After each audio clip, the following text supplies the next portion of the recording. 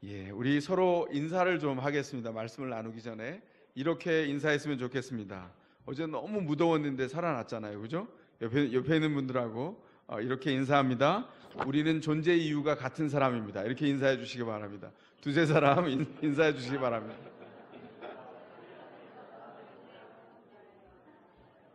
네. 우리가 가끔 단순하게 질문을 하게 됩니다. 여러분들이 오늘 교회에 나오셨습니다. 교회 핵심이 뭡니까? 이렇게 질문하면 뭐라고 대답을 하시겠어요? 이런 단순한 질문은 참 우리를 힘들게 하죠. 핵심이란 단어는 참 우리에게 상처가 많은 단어입니다. 역사가 깊죠. 한 예를 들어 볼까요? 부부가 종종 대화를 할 때 이런 말을 쓰잖아요. 예를 들어 보겠습니다. 한 부부가 열심히 일하다가 두 사람이 퇴근을 했습니다. 집에 왔어요. 하루 종일 하루 만에 지금 만난 거잖아요. 그래서 부부가 대화로 서로 하루에 지나갔던 일들이 어떤 일이 있었나 열려고 해요. 그래서 아내가 먼저 입을 뗍니다. 남편에게 하루 종일 있었던 일을 하나하나 차례대로 묘사를 하면서 대화를 시작하죠. 이런 일이 있었고 저런 일이 있었어요. 그동안에 시간이 얼마 지나지 않았어요. 그런데 남편이 이제 표정으로 말을 합니다. 충분한데 더 안 들어도 내가 알 것 같은데 뭐 이런 표정을 지으면서 계속 얘기를 하죠. 아내는 지금 아직 대화의 시동도 못 걸었어요. 그런데 남편은 더 이상 기다릴 수 없다면서 참을 수 없다는 듯이 아내에게 묻습니다. 그러니까 결론이 뭐야?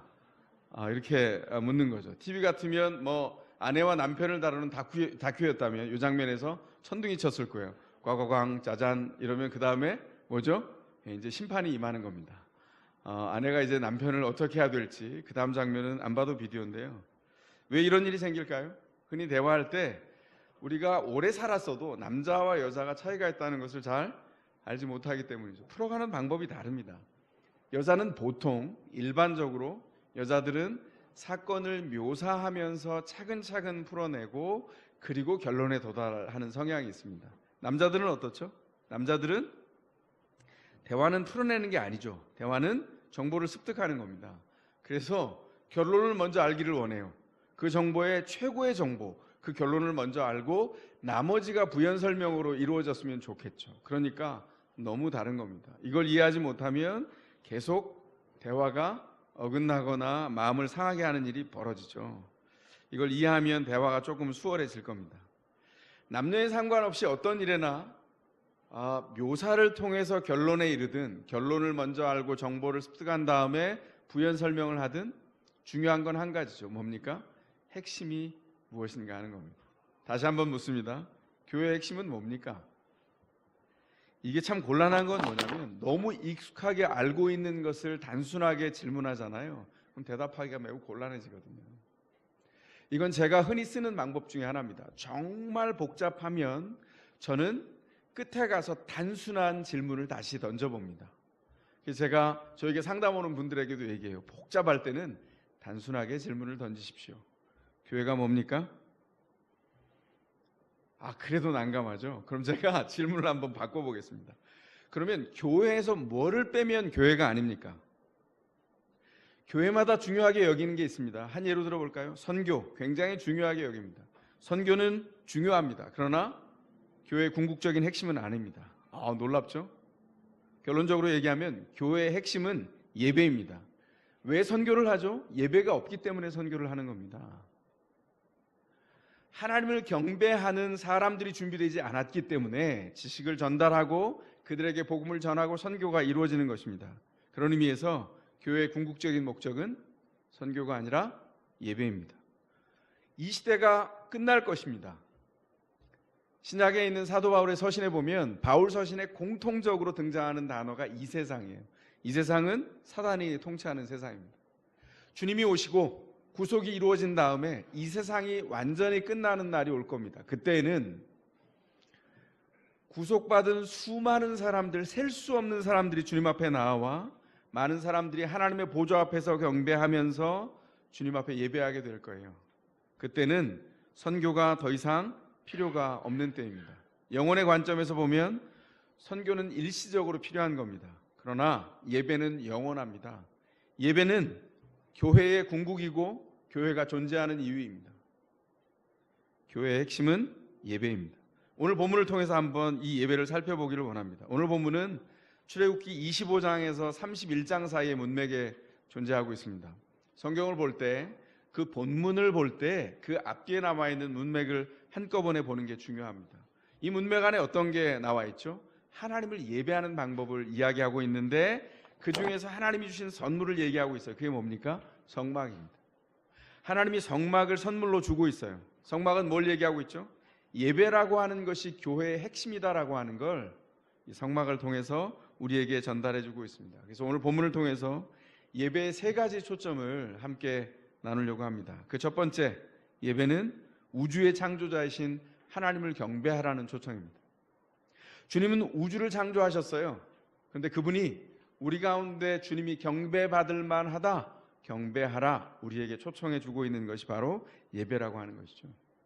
아까 서로 인사 나누셨는데 살아 계셔서 생존하셔서 오늘 예배 자리에 나오셨습니다. 요즘 진짜 본격적인 여름이 돼서 무더위가 기승을 부리고 있어요. 어제 어마어마하게 더웠죠. 제대로 잠 주무셨어요? 잠 설친 분 많을 겁니다. 어제 삼척이 37.5도였대요. 이 더위에 습기에 장난이 아니었습니다. 이렇게 더울 때는 제가 팁을 하나 드리면 물을 자주 많이 드셔야 합니다. 제가 이렇게 말씀드릴 자격은 없습니다. 왜냐하면 저도 잘 못해요. 제가 딸들에게 굉장히 핀잔을 많이 듣는 얘기 중에 하나가 아빠가 물을 잘 안 드신다고 자꾸 얘기하는데 물을 자주 드시기 바랍니다. 제가 그래놓고는 저도 잘 못하면서 학교에서 아이들한테 얘기합니다. 물을 많이 먹어야 돼. 더위에는 물을 많이 먹어야 돼. 이러면서 저는 조금 잘 못 먹는 것 같아요. 이 습관이 너무 오래 못 들어서 그런데 그래도 권면합니다. 우리 서로 격려합시다. 물을 자주 드시기 바랍니다. 육체적인 필요 때문에 물을 많이 자주 드시는 게 필요합니다. 자, 몸에 힘을 내는 것도 중요한데 더불어 마음도 지쳐갈 때가 있죠. 마음이 지칠 때 여러분 어떻게 힘내요? 저마다의 방법이 있을 거예요. 저는 저만의 비장의 방법이 있습니다. 왜 핸드폰을 꺼낼까요? 여기 제가 핸드폰을 통해서 힘을 얻는 저만의 한 방법이 있는데 그걸 제가 여러분과 나누려고 합니다. 앱 중에서 여기 그 핸드폰에 있는 프로그램을 구동하는 앱 중에서 스카이뷰라고 하는 앱이 있어요. 무료 앱이거든요. 스카이뷰를 열면 이런 음악이 나옵니다. 그리고 제가 서 있는 일상의 자리에 어디에서든 별자리가 어디 있는지를 보여줘요. 여기 지금 별들이 보이죠? 이렇게 보면 강단 바로 이 앞에 이 복도 한복판에 물고기 자리가 있고요. 여기 큰 물고기 자리와 작은 물고기 자리가 있습니다. 벌써 천체가 돌아갔네요. 아까 물병 자리가 여기 있었는데 없어져 버렸습니다. 네, 물병 자리가 이 앞으로 지금 와 있네요. 아까 여기 있었는데 이 강단 바로 이 앞에 이 아래로 화성이 있고요. 이 뒤쪽으로 목성이 있습니다. 그리고 이 뒤에 큰 곰과 작은 곰 자리가 있어요. 제가 낮이건 밤이건 제 일상의 자리에서 지칠 때 이 앱을 켜서 비추어 보면 제가 별에 둘러싸여 있다는 것을 발견하게 됩니다. 밖에 비가 오건 미세먼지로 뿌옇게 되었건 낮이건 저녁이던 이 앱을 켜고 5분 정도 제 일상의 자리를 비추면 별이 보입니다. 제가 별에 둘러싸여 있다는 것을 알게 돼요. 제가 우주 한가운데 있는 작은 존재라고 하는 것을 발견하게 되죠. 그런데 놀라운 것은 제가 이내 마음의 평안을 찾습니다. 제가 우주에 정말 먼지만큼 작은 존재라는 것을 아는데 평안합니다. 왜 그럴까요? 이런 깨달음이 오기 때문이죠. 하나님이 이 온 우주에 계시구나. 이렇게 생각을 하게 되면 제 소소한 일상의 자리가 굉장히 빛나 보입니다. 가치 있는 자리로 바뀌는 것을 보게 돼요. 그리고 제가 즉시 하나님을 경배하게 됩니다. 우주를 창조하신 주님, 제 삶을 만드신 주님, 주님을 경배합니다.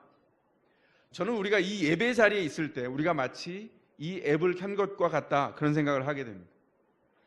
하나님의 백성들이 광야를 살아갑니다. 하나님의 자녀들이 광야에 있는데 그냥 광야에 두시는 것이 아니라 광야로 찾아오셨습니다. 그리고 광야에 찾아오셔서 광야 같은 인생을 살고 있는 우리가 함께 모여서 하나님을 경배하게 해요. 주님이 살아계심을 나타납니다. 그리고 예배가 거기서 이루어져요.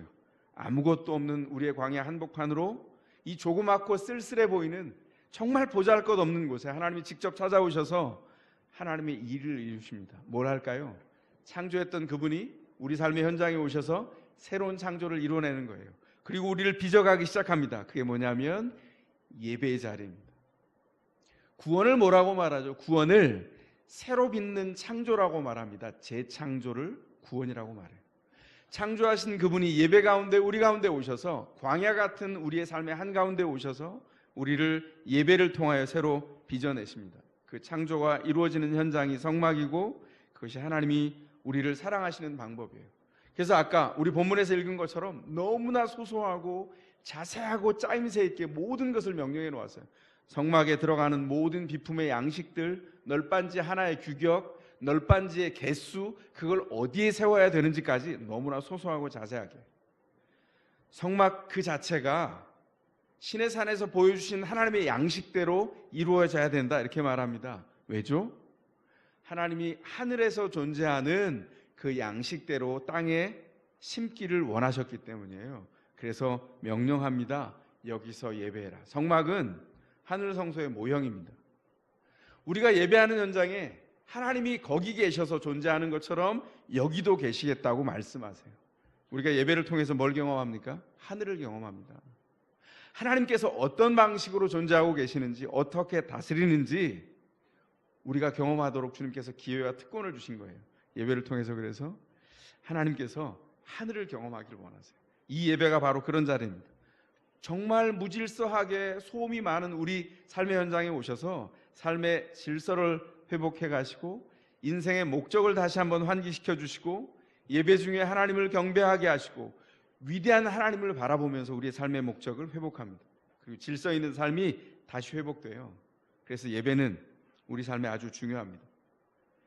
출애굽기가 끝나가는 출애굽기 40장에 보면 40장 2절에 성막을 봉헌하고 있는데 봉헌하는 날이 새해 첫날이에요.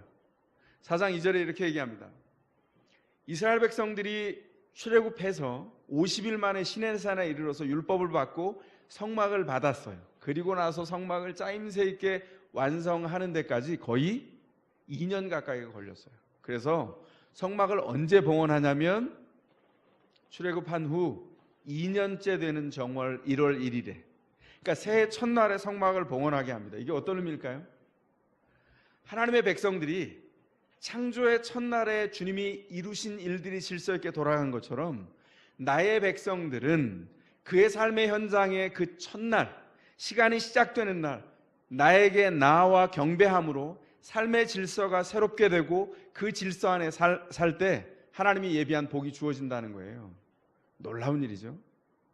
예배를 통해서 하나님이 의도하신 게 뭐냐면 내가 마음대로 와서 주일이 됐는데 교회를 안 가긴 찜찜하고 그러니까 얼른 왔다가 예배 드리고 그냥 가지 뭐 교회가 이런 더운 날 에어컨도 틀어주고 시원한데 애들도 맡겨서 그냥 교육도 시키는데 그냥 잠깐 왔다 가지 이런 생각으로 오게 하지 않으셨다고요. 어떻게 하셨다고요? 하늘이 땅으로 내려온 일이에요. 하늘을 열어서 우리 가운데 찾아오시고 우리를 새롭게 빚으셔서 새로운 질서를 부여해 주신다는 겁니다. 뭘 내려놔야죠? 우리가 살았던 직관을 내려놔야 돼요. 우리가 살았던 우리의 상식을 내려놔야 합니다. 예배를 통해서는 하나님이 주신 양식, 하나님의 명령을 통해서 우리의 삶을 질서를 새롭게 하는 것이죠. 그래서 예배를 통해서 살아계신 하나님을 만납니다. 이스라엘 백성은 예배 안에서 창조하신 그분이 이 세계를 끊임없이 계속 빚어가고 계시다는 것을 확인했어요. 예배 안에서 창조하신 하나님이 일상의 구석구석에 찾아오셔서 우리를 빚으시고 새로운 창조가 있다는 것을 보게 하셨죠. 이게 이스라엘이 첫 번째 경험했던 광야 예배의 원형입니다. 창조하신 그분이 우리의 인생의 광야에 오셨습니다. 인생의 광야에 계십니다. 더세물교회가 지금 함께 모여서 드리는 이 예배를 뭐라고 합니까? 목장 연합예배라고 합니다. 목장에서도 경배하고 예배를 드리죠. 근데 왜 연합예배로 모입니까? 우리가 홀로 있지 않고 하나님께서 연결한, 아까 인사하신 것처럼 같은 운명을 가진 사람들이 있다는 것을 발견하는 거예요. 영원 가운데 부르셔서 주님을 그 목적 안에서 만날 영원한 사람들이 여기 모여 있는 겁니다. 주님께서 그렇게 우리를 불러주셔서 위대한 하나님이 작은 우리를 발견하시고 만나주시고 기뻐하게 하십니다. 그리고 주님을 만날 때 궁극적인 샬롬이 우리 가운데 있어요. 그래서 그 샬롬을 누리게 됩니다. 주님을 기뻐할 때 누릴 수 있어요. 제가 주보에 우리 교회의 목적을 써놨는데 여기 보면 복음을 믿고 누리고 나누는 교회라고 했죠. 더스물 교회가 그런 교회입니다. 복음을 믿고 그 다음에 나누는 것이 그 다음에 있지 않아요. 가장 중요한 게 뭘까요? 복음을 누리는 겁니다. 복음으로 주님께서 오신 그분을 누리는 거예요. 어려운 말로 하면 향유한다고 하죠. 잔치를 하는 겁니다. 하나님이 넉넉하게 우리에게 채워주신 것들을 함께 누리고 나누는 것, 그걸 어디서 나눠요? 목장 연합 예배를 통해서 주님을 만나고 발견함으로 샬롬을 누려요. 누린 다음에는 나눌 수 있습니다. 그러므로 사랑하는 더세물 교회 여러분, 하나님이 부르신 존재 이유를 누리시기 바랍니다. 먼저 누려야 나눌 수 있어요. 그건 언제 누릴 수 있습니까? 진정한 예배자가 될 때 가능합니다. 주님 앞에 예배를 드릴 때 정성을 다해서 마음을 드리는 것이 중요합니다. 그리고 가급적이면 먼저 와서 교제하고 그 시간에 함께 참여해서 서로를 북돋우는 게 필요해요. 그거 아무것도 아닌 것 같은데 그 일이 서로를 힘있게 합니다. 그리고 기도하며 주님 앞에 나아가 준비하는 동안에 주님이 우리 가운데 오시는구나, 그것을 분명히 설레는 마음으로 준비하게 되죠. 두 번째로 예배는 귀 기울이는 순종을 통해서 준비하게 됩니다. 오늘 보면 30절입니다. 30절이 이렇게 말합니다. 성막은 내가 이 산에서 너에게 보여준 규격대로 세워라. 여기의 결론은 뭐죠? 성막은 인간의 디자인이 아니라는 거예요. 하나님이 디자인하셔서 우리에게 주신 겁니다. 예배는 인간의 디자인이 아니에요. 인간의 디자인이 아닌 게 너무 많죠. 어제는 제가 섬기는 교회 선생님이 결혼을 해서 제가 그곳에 주례를 하러 여의도까지 다녀왔는데요. 결혼할 때 제가 늘 결혼하는 신랑 신부에게 미리 얘기하는 게 있어요. 주례 서기 전에 미리 만나서 하는 얘기가 있습니다. 뭘까요? 인간 주례자는 궁극적인 주례자가 아닙니다. 하나님이 궁극적인 주례자인데 제가 대리로 설 뿐입니다. 그걸 꼭 기억해 주십시오. 하나님이 주례 서시거든요. 왜요? 가정은 인간이 만든 제도가 아니에요. 서로 알콩달콩 사랑해서 만든 게 아니라 하나님이 묶어주신 거예요. 거룩한 언약입니다. 처음에 사랑이 계기가 돼서 두 사람이 만날지 모르겠어요. 그러나 결혼한 다음에는 사랑으로 구동되지 않습니다. 뭘로 부부가 함께 만들어져 가죠? 가정이 언약으로 만들어져 가요. 그 언약 때문에 사랑이 더 풍성해지는 거예요. 세상적인 사랑은 유통기한이 2달입니다. 죄송하지만 실력 긴 사람들 1년 갑디다. 그러나 그 다음엔 파산 선고가 곧 이어지죠. 10년씩 가는 분이 있어요. 이상한 분입니다. 10년 후에 큰 위기를 만나요. 큰일 납니다. 보통 그렇게 가거든요. 그런데 그동안 발견해야 되는 게 있죠. 그게 뭘까요? 하나님이 공급하시는 사랑이 어떻게 결혼 안에 역사하는지를 봐야 돼요. 우리가 사는 곳에 그 평범해 보이는 일상의 자리에 우리가 만든 게 아니라 하나님이 디자인한 것이 가득 차 있습니다. 예배는 그 중에 핵심입니다. 예배는 우리의 디자인이 아니에요. 하나님이 디자인하셨습니다. 하나님의 뜻이 담겨 있고 하나님의 생각이 거기 담겨 있습니다. 그래서 뭘 해야 됩니까? 주님 앞에 순종하며 그 뜻이 담기도록 예배를 준비하고 예배 가운데 나아가야 된다는 것이죠. 주님이 계시고 주님이 경배를 받으실 만합니다. 순종은 예배를 만듭니다. 예배는 하나님의 뜻대로 사는 사람들의 삶을 빚어내기 시작합니다. 그리고 순종하는 그 사람의 삶에 주님이 걸어 들어오시고 그 순종하는 사람의 삶의 현장에 주님께서 예비하신 축복을 부으세요. 그게 교회의 비밀이고 예배의 비밀입니다. 지난 목요일 날 7월 12일 날 역사적으로 기념할 날이라고 생각이 되는데 참 기쁜 일이 있었죠. 온 인류가 기뻐했습니다. 7월 12일 날 무슨 일이 있었는지 혹시 기억나세요? 암흑의 동굴에 갇혀 있었던 태국의 치앙라이 유소년 축구팀 이름이 무빠랍니다. 무빠, 야생 멧돼지라는 뜻이래요. 이 무빠의 소년들과 코치 13명 전원이 구조된 기쁜 일이 있었어요. 정말 구조하기 힘든 구조였죠. 왜냐하면 칠흑 같은 5km 거리의 동굴 내부, 수심이 40m인데 앞을 전혀 볼 수 없는 시계 제로의 바다, 그 모든 조건이 사람을 구출해내기에 쉽지 않은 극한 상황이었는데 그래서 지난 7월 6일 날 해양 전문가이고 네이비실 대원인 태국의 한 대원이 구조활동 중에 물속에서 산소가 희박해서 거기서 순직을 하기도 했었습니다. 그래서 소년 12명 중에 절반은 희생될 수 있다, 이런 염려가 계속 나왔었어요. 그런데 결과는 이 염려스러운 예측과 달리 전원이 구조됐습니다. 그리고 벌써 미국 헐리우드의 영화 관계자들이 태국에 갔대요. 영화를 만들겠다고 지금 호들갑을 떠는 모양입니다. 이게 너무나 기가 막힌 이야기라 영화를 만들겠다고 계획을 세우고 태국에 현지에 있는 사람들을 만나고 있대요. 무엇이 이 기적적인 생존을 가능하게 했을까요? 사람들은 공통적으로 4가지 요인을 꼽습니다. 첫 번째, 전문가의 말에 귀를 기울인 경청 리더십. 두 번째는 전 세계의 노하우를 다 모아놓은 다국적 구조팀. 세 번째는 소년들의 마음을 살핀 선생님의 교육적인 지도. 네 번째는 악조건 속에서 진행된 신중한 구조. 이렇게 4가지를 꼽거든요. 전 이 4가지 중에 가장 중요한 게 첫 번째라고 생각해요. 첫 번째가 뭐냐면 전문가의 말에 귀를 기울이는 경청 리더십이었다는 거예요. 구조의 최종 책임자가 치앙라이 지사였는데 이분 이름이 나랑삭 오손 따라곤입니다. 죄송합니다. 이 성경보다 좀 어려워서. 근데 지사 이름 정도는 저희가 잊어버리더라도 한번 알아야 될 것 같아서. 나랑삭 오손 따라곤. 이 치앙라이 지사가 가장 먼저 한 일이 뭐냐면 전문가들을 모은 겁니다. 그리고 전문가들의 의견을 경청하기 시작한 거예요. 그리고 일의 우선순위를 거기서 결정했어요. 우선순위 1번이 뭡니까? 생존자의 안전입니다.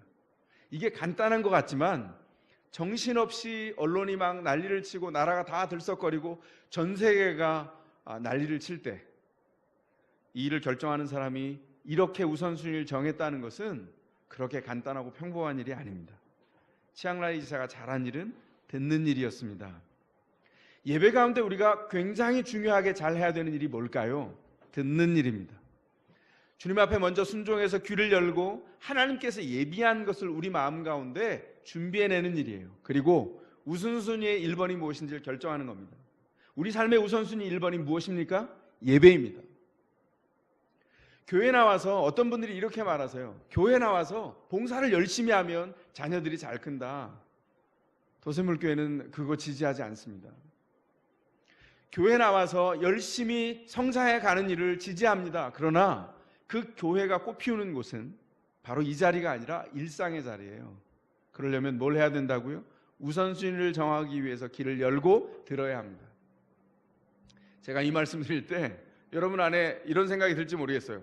이거는 내 남편이 들어야 되는데, 내 아내가 들어야 되는데, 말을 이렇게 팔꿈치로 하시는 분들이 이럴 때 나올 수 있습니다. 조심하셔야 됩니다. 그거는 본인이 들어야 될 말씀이에요. 주께서 우리 가운데 먼저 듣고 우선순위를 정하라고 하셨는데 그 1번이 뭐냐면 예배하는 겁니다. 예배하는 겁니다. 이 현장에서 예배하고 일상으로 돌아가서 뭘 한다고요? 주님을 경배하는 일에서부터 삶의 우선순위와 질서를 정하는 것이죠. 주님이 이것을 기뻐하실까? 이 일을 기뻐하실까? 아내에게 핀잔을 주는 일을 기뻐하실까? 남편을 쏘아붙이는 일을 기뻐하실까? 아이에게 쉽게 윽박지르고 큰 소리를 내는 걸 주님이 기뻐하실까? 그러면 생각하게 돼요. 그러면 멈춰서 기도하게 됩니다. 그 다음에 행동에 옮길 수 있죠. 그러면 우선순위가 예배로 주님을 먼저 기억한다면 삶은 무질서에서 질서로 바뀌어지기 시작합니다. 아이를 양육하는 것 지난한 일입니다. 아이가 커가는 것 기적에 가까워요. 그런데 주님 앞에 우선순위를 둔 가정마다 그 아이를 그 현장에서 자라게 하세요. 뭘 해야 될까요? 평범한 현장을 질서 있게 주님을 먼저 예배하는 겁니다. 우선순위를 결정하는 겁니다. 하나님이 경배되어야 합니다. 우리 아이들의 주인이 누구입니까? 우리 하나님이시죠. 우리가 아니에요. 아버지가 아닙니다. 엄마가 아니에요. 우리 어린 자녀들, 아직 말도 못하는 이 자녀들의 주인은 하나님이세요. 그러면 하나님이 이 아이를 교육하고 양육하도록 나는 위탁받은 사람입니다. 그러므로 조심해야 되죠. 기도할 수밖에 없습니다.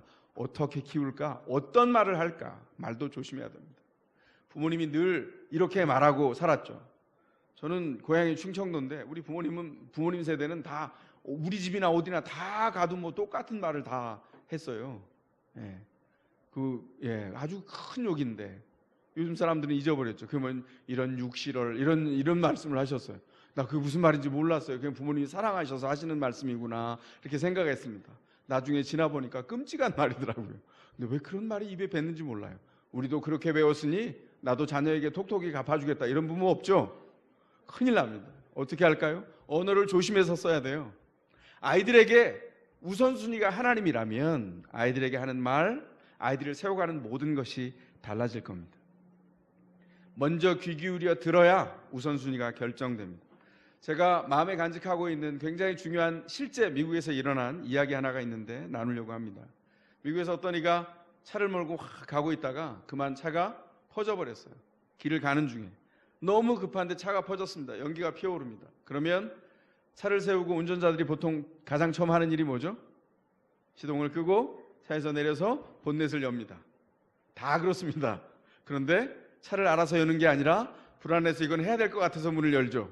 그러나 대부분의 사람은 모릅니다. 근데 이 사람은 차를 제법 알았던 것 같아요. 본넷을 열고 본격적으로 찾아보기 시작했어요. 어디가 잘못됐나? 한참을 찾고 있는데 못 찾았습니다. 한 머리가 하얀 노인이 다가와서 이렇게 묻더래요. 어떻게 좀 제가 좀 도와드릴까요? 그리고 이렇게 한번 쓱 봤더니 머리가 하얀 힘없어 보이는 노인입니다. 아니 저분이 뭘 알아? 차는 내가 알지 내 차인데. 예 괜찮습니다. 감사합니다. 그래놓고는 다시 머리를 바꾸는 계속 찾았는데 몇 시간을 지나도 1시간, 2시간, 3시간 몇 시간이 지나도 원인을 찾을 수가 없는 거예요. 그리고 난감해하면서 이제는 어떻게 할 수가 없다. 그리고 거의 마음을 포기할 때쯤에 아까 그 머리가 하얀 노인분이 또 나타나셨어요. 그리고 또 묻더랍니다. 어떻게 좀 제가 도와드릴 게 없을까요?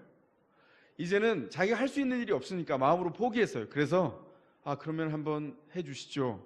그리고 물러났는데 놀라운 일이 벌어졌어요. 이분이 본넷을 채 5분도 돌아보지 않았는데 차가 부릉부릉 하면서 신선한 소리를 내면서 차가 고쳐진 겁니다.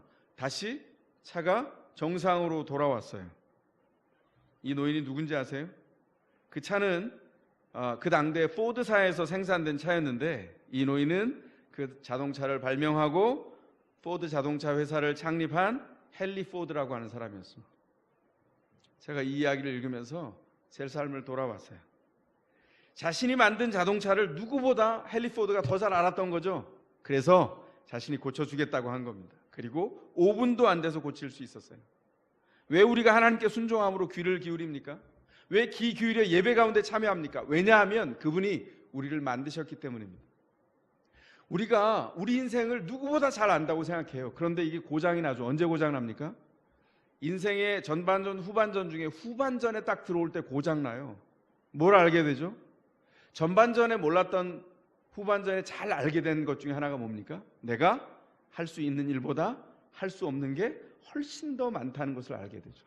더 중요한 건 깊은 문제를 만날 때 내가 이건 절대로 할 수 없는 일이네 이런 난감함을 발견하게 될 때 저는 그걸 절망이라고 표현하지 않고 저는 막다른 골목감이라고 표현하거든요. 이거 막다른 골목에 이르렀다. 내가 아무것도 할 수 없다. 이럴 때가 있습니다. 그때 기억해야 합니다. 내 인생을 내가 모르는구나. 그때 우리 하나님을 기억해야 됩니다. 하나님이 우리를 창조하셨어요. 우리보다 더 잘 아십니다. 그래서 그분께 귀를 열고 그분께 귀를 기울이는 겁니다. 그분을 따라가는 겁니다. 우선순위를 새로 고치는 겁니다. 보여준 규격대로 만드는 것이죠. 왜냐하면 거기에 하나님이 하늘에서 있었던 일상을 이 땅으로 내려주셔서 우리의 삶을 바꿔주시기 때문입니다. 무질서했던 우리 인생은 하나님이 오실 때 질서 있게 어느덧 바뀌어져 버렸어요. 저는 결혼하기를 원치 않았던 사람이에요. 왜냐하면 부모님에게 상처를 너무 많이 받았거든요. 제가 아이들한테 웃으면서 얘기합니다. 우리 부모님은 아침에 일어나면 이런 분들 같으셨다. 애들한테 제가 얘기하는 버전입니다. 아버지는 비싼 걸 꺼내서 던지면서 어떻게 하면 치명적으로 상처를 입힐 수 있을까? 이거 비싼 거 너 좋아하는 거지? 쨍그랑 이러시는 분 같았고, 어머니는 경제적으로 싼 거를 이렇게 던지셨어요. 웃으면서 이렇게 얘기하시면 죽을 것 같은 시간이죠. 아이들한테 부모님의 싸움은 거의 지옥과 같은 경험입니다. 그리고 성장하면서 이런 생각이 들었어요. 결혼하지 말아야지. 책임질 수 없다면 결혼할 수 없는 거야. 그래서 전 연애도 안 했습니다. 연애하면 결혼을 해야 되는 거고, 결혼하면 책임져야 되잖아요. 그래서 30분 이상 만나는 개인적인 자리는 마련하지 않았어요. 교회 생활 힘들었겠죠, 그죠? 그러다가 자매님을 만났고 지금 제 아내가 예. 그리고 나서 놀라운 건 아이가 태어났어요. 아이가 잉태되고 태어나는 그 과정에서 저는 아무것도 경험하지 못한 것을 준비해야 됐습니다. 너무 난감하고 너무 힘겨웠어요. 그런데 저를 바꾼 것은 오로지 이 성경이에요. 하나님의 말씀을 통해서 그 임재 안에 들어갈 때 주님이 제 아버지가 되시고 제 어머니가 되신다는 것을 발견했습니다. 그분이 모성애로, 그분이 부성애로 저를 안고 키우셨어요. 그 현장 안에 자라서 자녀를 키우는 동안에 제가 정말 경험해보지 못한, 부모로부터 받을 수 없는 것을 다 자녀들에게 주면서 저도 치유됐습니다. 그래서 자녀들에게 제가 이렇게 얘기합니다. 장성한 자녀들에게, 아빠 키워주셔서 고마워요. 가끔 그럴 때가 있어요. 그런 진지하고도 쑥스러운 자리에 제가 이렇게 얘기합니다. 무슨 소리야. 아빠가 너희를 키워가면서 하나님께 다 받았어. 너무 감사해. 이건 진심이고 사실이거든요. 주님께서 우리를 규격대로, 가정을 원래 세운 대로 그분에게서 사랑을 공급받아서 공급해라. 이기적으로 되지 마. 그리고 끝까지 사랑해. 그 한 배우자에게 고지식해. 이 모든 것들이 하나하나 순종될 때 주님이 그 가정 안에 보여주신 아름다운 것들을 채워주셨어요. 그 일은 기적과 같지만 하나님께서 우리 가운데 임하실 때 일상 안에서 벌어지는 일입니다. 여러분들을 축복하고 도전합니다. 그렇게 5년을 사시길 바랍니다. 그렇게 10년을 사시길 바랍니다. 자녀에게 헌신하시기 바랍니다. 그냥 헌신이 아니라 주님의 목적 안에서 주님이 바꾸어 주시고 새롭게 하실 거예요. 우선순위를 새롭게 하는 예배를 통해서 말씀대로 규격대로 귀를 기울여서 순종했더니, 그리고 삶의 예배가 준비되었더니 예비하신 은혜가 우리 가운데 왔다는 것이죠. 더샘물 교우들이 한 분도 빠짐없이 이 예배를 통해서 부으시는 하나님의 은혜를 얻으시기를 바랍니다. 삶의 우선순위가 회복되기를 바랍니다. 거기에서 하나님의 풍성한 예비한 축복이 있기 때문입니다. 세 번째로, 예배는 하나님을 보는 것입니다. 사도 요한이 요한계시록을 기록하면서 요한계시록에 보면 그 당대에 핍박받던 아시아의 7교회를 쭉 나열한 다음에 3장까지 4장으로 5장으로 넘어오면 장엄한 예배 광경을 묘사하고 있습니다. 예배에 참여했어요, 사도 요한이. 거기서 그 예배를 통해서 본인이 목격한 것을 전달해 주죠. 사도 요한은 1차적으로 보는 자입니다. seer, 보는 자, 보아서 우와 이렇게 하는 존재였어요. 그런데 한 신학자가 이 요한계시록 4장, 5장에 있는 이 예배의 장면을 묵상하면서 이렇게 기록을 남겨놨습니다. 사도 요한은 벽에 붙어서 하나님의 보좌를 엿보는 한 마리 파리와 같다.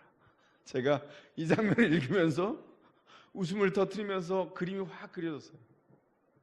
사도 요한이 그 하나님의 임재가 있는 하늘의 예배를 쳐다보았을 때, 그 안에 엿보고 들어갔을 때 마치 한 마리의 벽에 붙어있는 파리와 같이 스스로 작은 존재라는 것을 느꼈다는 것이죠. 왜요? 하나님의 장엄한 위대한 임재 앞에 섰기 때문입니다. 초라했을까요? 아닙니다. 자기를 그 장엄한 하나님 앞에 작은 자로 발견될 때, 그때 예배가 시작됩니다. 사도 요한은 예배 한가운데 있었던 것이죠. 그 뒤에 내가 보니 하늘에 문이 하나 열려 있었습니다. 그리고 전에 내가 들은 그 음성, 곧 나팔 소리와 같이 나에게 들린 그 음성이 이리로 올라오너라. 그 뒤에 일어나야 할 일들을 너에게 보여주겠다 하고 말하였습니다.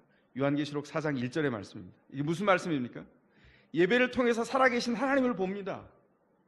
하나님을 볼 때 하나님의 영역과 우리 인간의 영역이 생각보다 멀리 있지 않고 가까이 있다는 것을 발견하게 되죠. 어떤 곳에서 어떤 순간에 우리가 만나게 됩니다. 어떤 곳입니까? 예배하는 곳입니다. 어떤 순간일까요? 예배하는 순간에 하늘과 땅이 만납니다. 하나님이 찾아오시기 때문이죠. 하늘과 땅의 얇은 경계가 무너지는 순간, 그 예배의 순간 우리의 삶의 자리에서 어떤 일이 벌어집니까? 하나님의 차원에서 일어나는 일을 보기 시작합니다. 그걸 본 사람이 예배자인데 본 사람은 이전과 다르게 삽니다. 왜냐하면 다른 걸 봤거든요. 세상에 그래서 예배 안에서 예배 논리로 하면 두 부류가 존재합니다. 하나님을 본 사람, 하나님을 보지 못한 사람. 이 예배를 왜 갈망해야 하냐면 하나님이 그 장엄한 하늘의 예배를 우리 가운데 예배 때마다 펼쳐 보여주시기 때문입니다.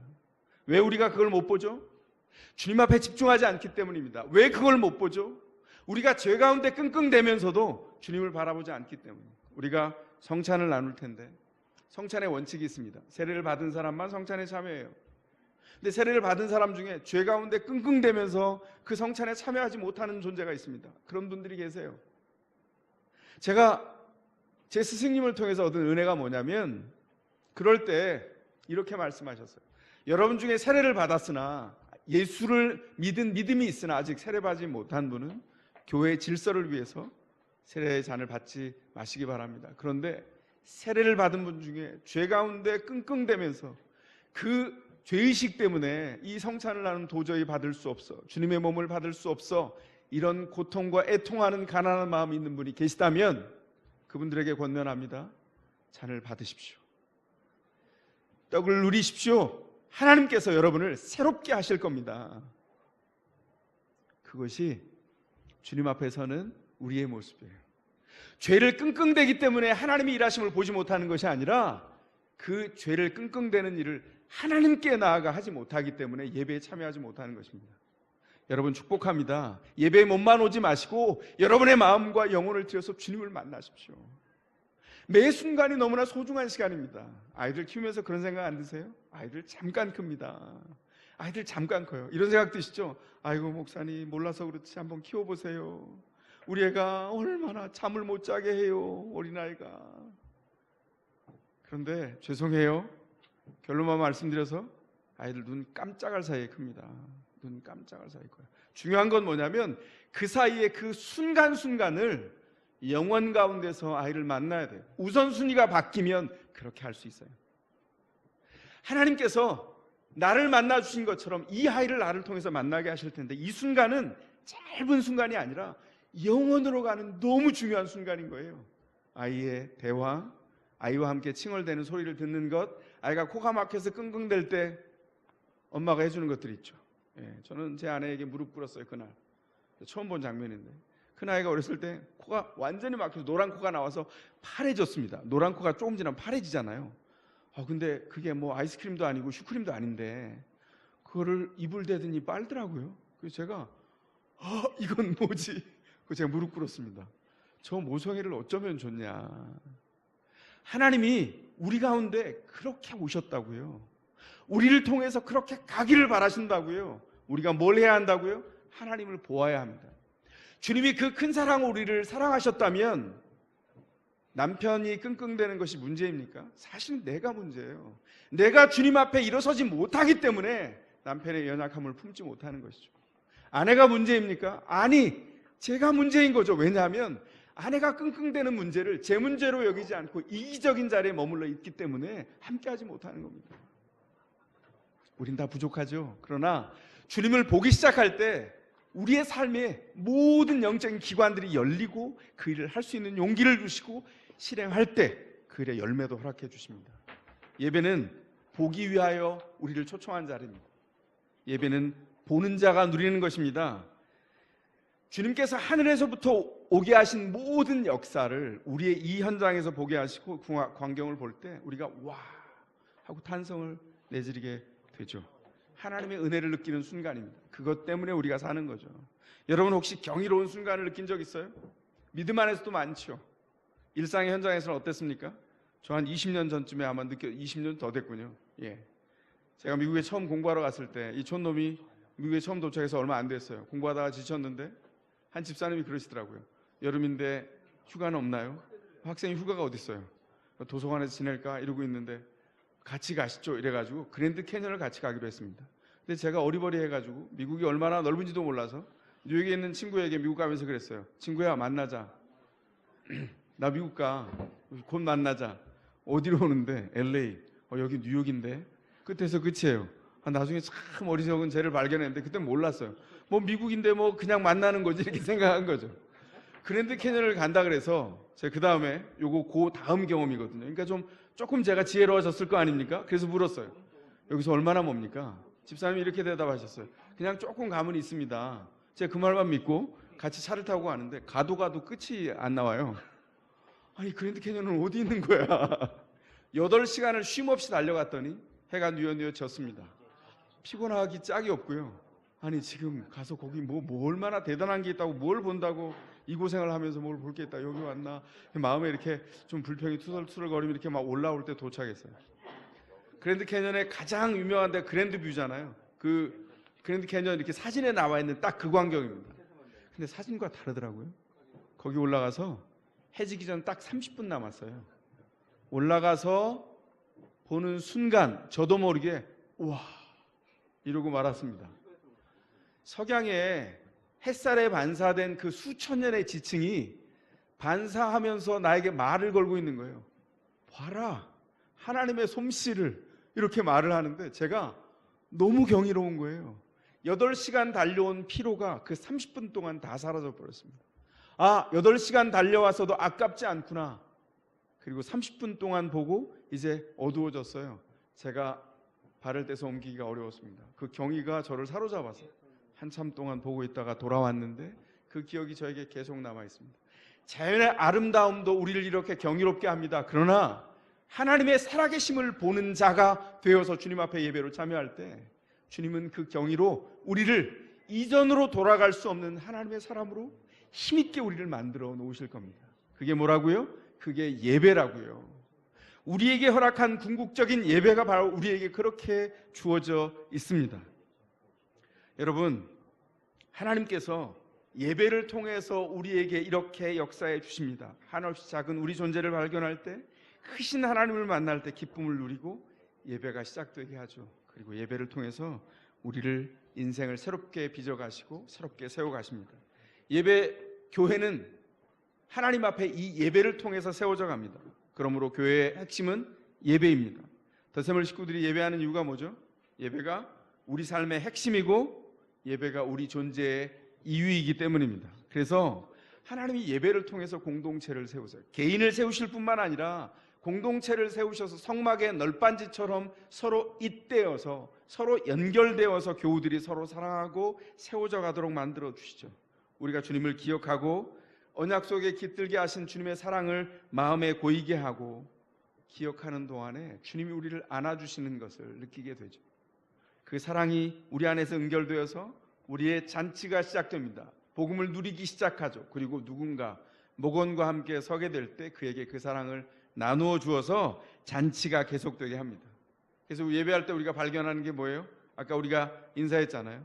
우리는 존재 이유가 같은 사람들이에요.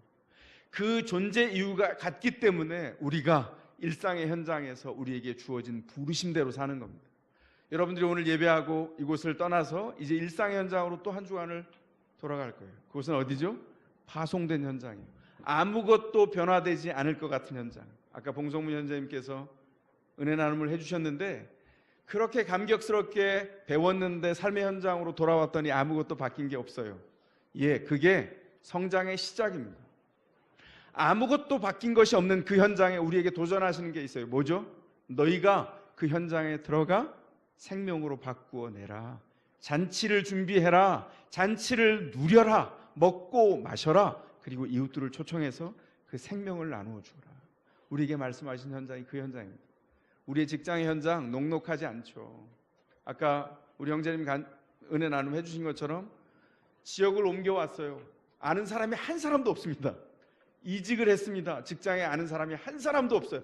새로운 경험이죠. 그러나 은혜 안에서 들어갈 때 주님께서 그곳에서도 하나님의 생명 있는 사역들을 일구어 놓으셨어요. 우리의 삶의 현장은 다 다르지만 비슷한 경험을 할 겁니다. 그게 낯설든지 익숙하든지 하나님께 의탁하여서 예배하는 자로 주님 앞에 세워지기를 바랍니다.